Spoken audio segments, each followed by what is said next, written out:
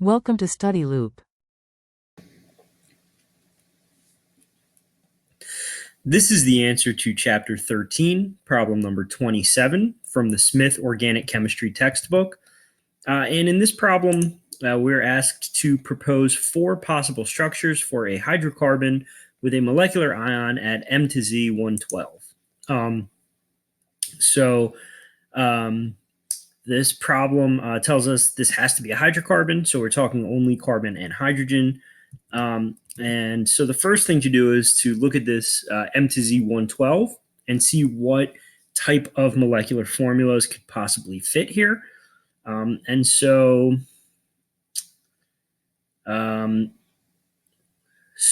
let's see. So 9 carbons would be 108.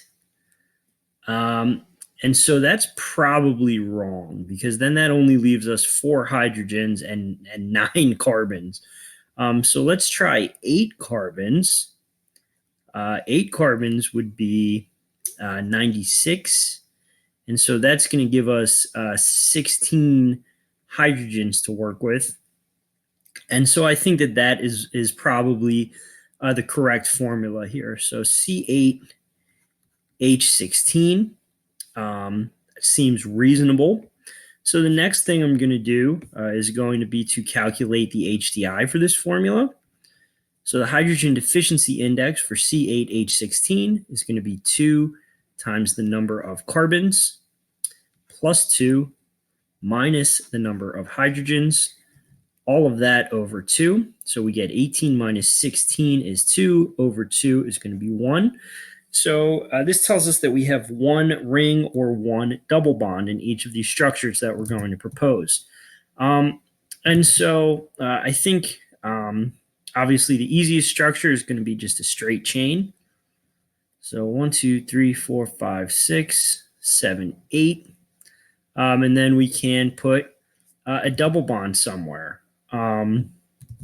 Okay, and so another simple structure would be to go 1, 2, 3, 4, 5, 6, and then maybe put an ethyl group here. So 7, 8, and then again we can put a double bond pretty much wherever. And so we could continue moving our substituents around and continue doing straight chains, but just to spice it up a little bit, let's throw some rings in. So we could do a 6-membered ring with an ethyl substituent, or we could do a 5-membered ring with a propyl substituent. So there we go.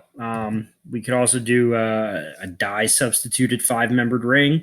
We could do a 6-membered ring with 2 methyl substituents. So there are many, many structures that we could propose that would fit our parameters here. But here are 4 simple and straightforward ones.